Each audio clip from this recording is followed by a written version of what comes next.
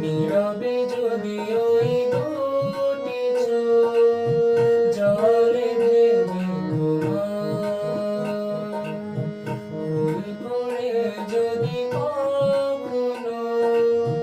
মনে পড়ে আমার, নীরবে যদি ওই দুটি চোখ জলে ভেজে মনে রেখো আমি এখনো তোমারই প্রতি